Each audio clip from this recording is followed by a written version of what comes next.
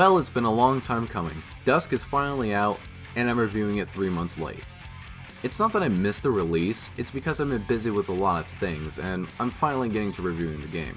I've been sticking with this game shortly after Episode 2 release, so I've been very excited to see how Episode 3 played out. But I'm getting ahead of myself because you may not know what this game is, so I'll explain. DUSK is a first-person shooter that tries to reminisce the 90s first-person shooters. Not only does it deliver on that, but it also manages to do something more and have enough strength to stand on its own 2 feet and have an identity of its own. It's that good.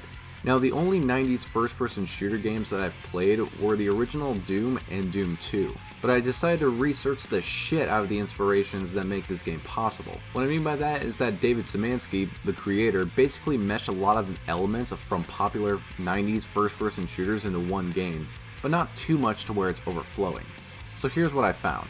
The cultists in the game are worshipping a religion that's similar to the Cabal worshippers in Blood. Even the protagonist looks very similar to Caleb's appearance. The environments that are in Episode 1 look to be inspired from Redneck Rampage. Some of the physics seem to be inspired from Half-Life. Collecting colored keys seem to be inspired from Doom, and the art style and movement looks similar to Quake. You can also customize the living hell out of the engine to make it look as HD or as pixelated into your heart's content. I mean, it doesn't look like a demanding game, obviously, and I'm playing it on a beast of a PC, but I still managed to get hundreds of frames per second on my laptop, so it seems to be optimized for low-end rigs as well, but I'm not 100% on that, so don't quote me.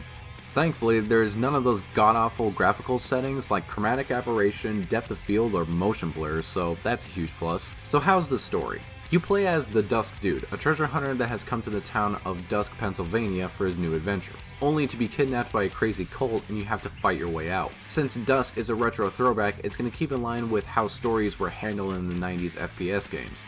Meaning there won't be any cutscenes or long cinematics to explain everything, and all you get is scribblings on walls, text that pops up at the end of each episode, and environmental storytelling. There are moments where the game doesn't take itself seriously, and I personally love it.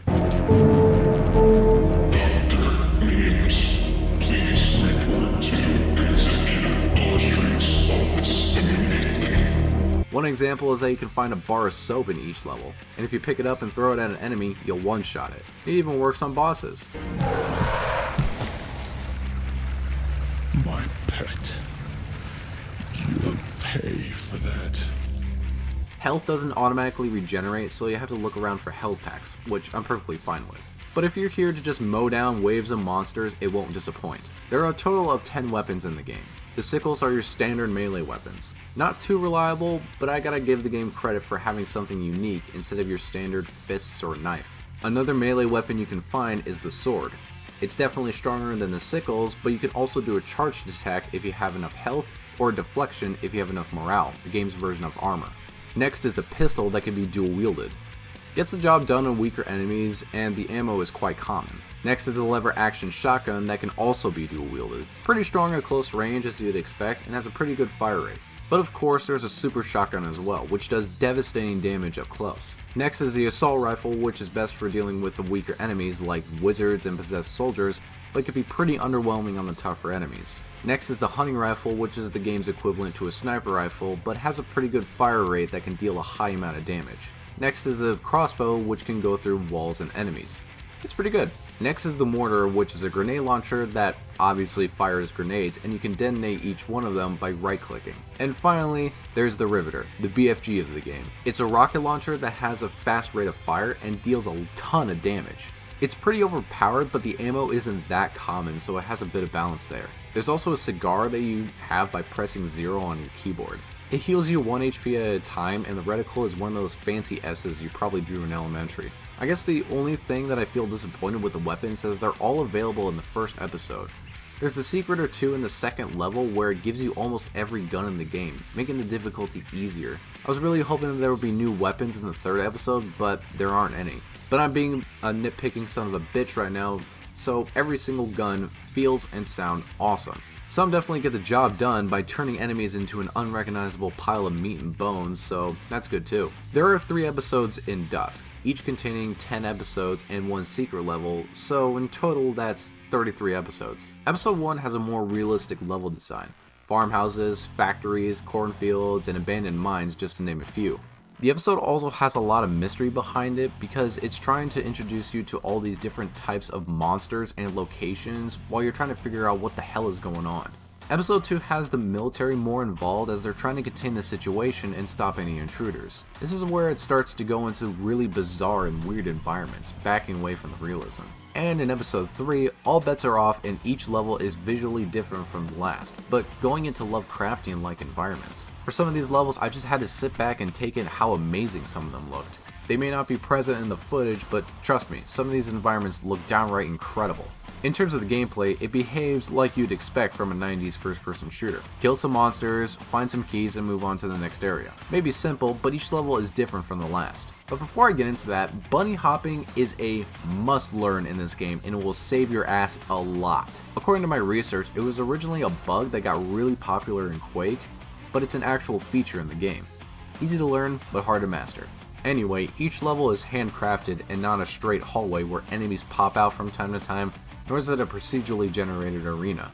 Every item has a set location every time you play, so it makes some runs on the harder difficulties easier if you know where to look for the item or items you need. But what makes these levels different is that they're not all action-packed. Some of them are slower paced while others are horror-oriented. If Dusk was going for a horror theme, it definitely hit the nail on the head.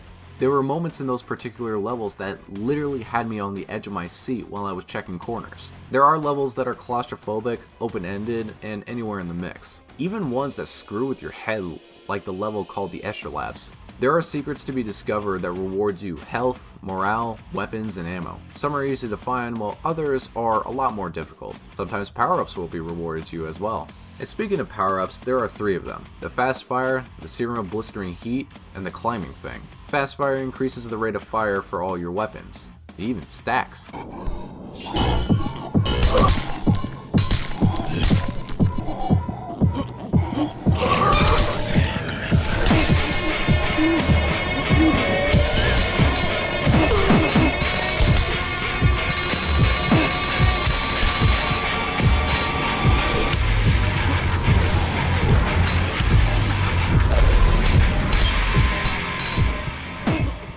The Serum of Blistering Heat basically acts like Super Hot, where time only moves when you do. It's kind of pointless in terms of gameplay advantages, but it's cool as hell.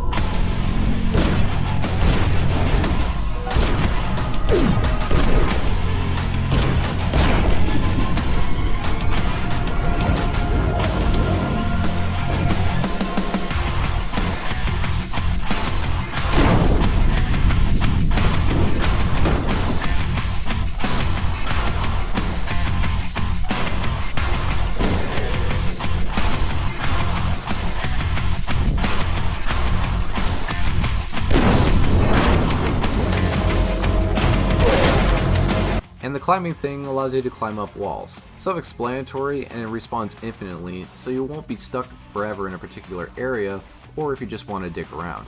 In terms of the enemies, there are a total of 19 different enemy types, ranging from typical possessed soldiers to the witch-like creatures called Fork Maidens, which they have a really unsettling wheeze.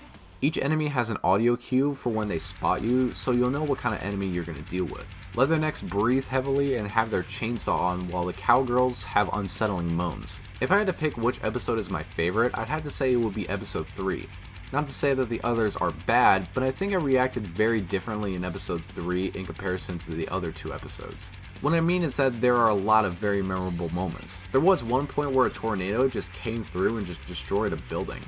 Kind of reminding me that there are bigger forces at large here.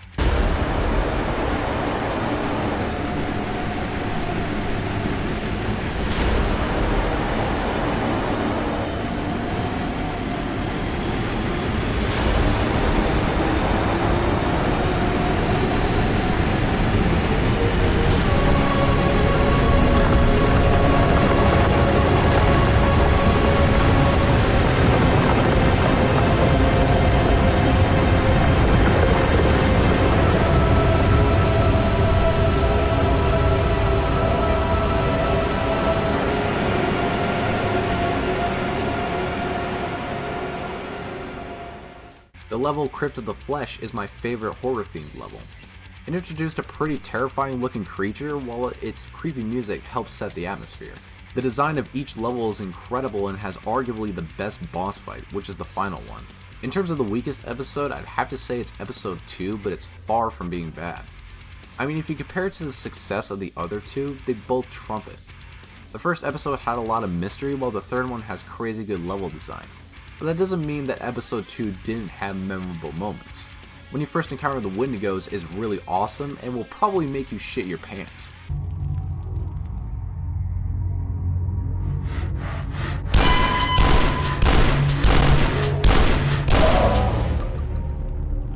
The Erebus Reactor is a level with one giant arena full of monsters to kill, and that was a hell of a lot of fun. But the thing that makes this level sad is the boss fight with Big John, because forcing me to kill an innocent, kind-hearted man like him is just too damn cruel. Fucking cruel! Do it, man! What now? Come on, kill me! Good time!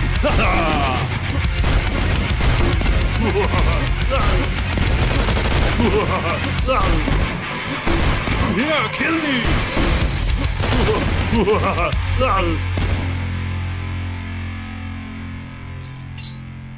All in all, episode 2 is great, but the other two definitely outperforms it. The soundtrack was made by Andrew Hulshult, where I best know him for recreating the original Doom soundtrack. He was also the composer for the Rise of the Triad reboot in 2013, but instead of remastering old songs, DUSK's soundtrack is original. It has a nice mixture of ambient music along with some kick-ass metal that'll make you start headbanging. My favorite metal song is Departure to Destruction.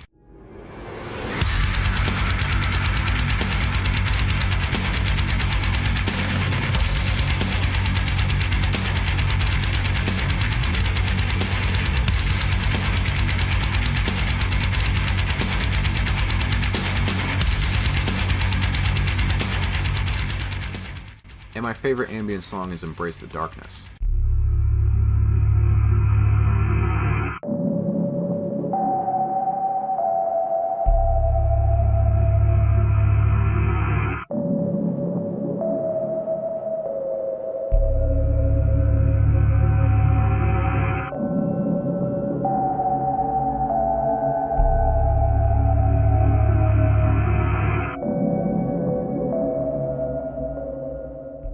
Now, I'm no music critic, but if I like the way it sounds and if it goes well with what's going on in the game, I'll like it. Hell, I even think the soundtrack is on par, if not better than the music you'd hear in AAA games. Each track sounds different and unique, which is a really good thing. For difficulty options, you have easy, medium, hard, very hard, and Duskmare, which you die in one hit. I have to say that the game's very hard difficulty, called Cero Miedo, which I'm probably pronouncing that wrong, is the true difficulty of Dusk. All of the footage you're seeing is me playing the difficulty below it, called I Can Take It, which is supposed to be the game's hard mode. I have no footage of Cero Miedo, but I decided to go back and play the game in this difficulty, and I have to say, it's the best challenge for this game. But it's a fair one. Why? Well, enemies deal more damage, they move faster, attack faster, and the projectiles travel faster, but you can avoid most if not all of it if you're fast enough. Most of the enemies have projectile-based attacks, and the rest need to be up close and personal to attack. So if you want a real challenge, play Cero Miedo. But if you're a child that likes to do Fortnite dances, or a high school student that uses mango jewel pods in the school bathrooms, play any other one below it. There's even a voice actor that makes an appearance, and if you play the games that Dusk was inspired by, you'll be genuinely surprised. I didn't know who it was because I only played Doom 1 and 2, but I think it's really cool that New Blood was able to get them in it. In terms of the negatives, there's not a lot I can think of. Like how I mentioned about the difficulty, the first episode on Cero Miedo is still easy. Thankfully in the next two ramp up the difficulty, so that's good. The boss fights are kinda lame for the most part. They're just bigger versions of already existing enemies, or they're an introduction to another enemy type. In episode 2, there's a boss called Mama, and she's the first cowgirl enemy you fight. Mama is just a bigger version of that. The only unique boss fight is the final one. I just hope to see more variations of boss fights in future games. The second to last level in episode 3 is just bland in comparison to the other levels because it's basically a horde mode. Now I get what they were trying to do here, but if you compare it to the other crazy levels in episode 3, it just falls short. The game also has an endless mode which you'll fight waves of enemies until you die or get bored. There's also a multiplayer component called DUSK World, and it's fun for what I've played of it, but sadly it's kinda dead. There is talk about adding more to it, so I'll definitely be keeping my eye out for that. To wrap things up, Dusk is one hell of a game. It's definitely one of the best games I've played in 2018, and one of the best first-person shooters I've ever played. It took me 8 to 10 hours for me to complete the game on my first playthrough, and it'll probably take me even more to find all the secrets and to try to 100% the game. For $20 and with the upcoming Nintendo Switch version, it's definitely worth your time and money.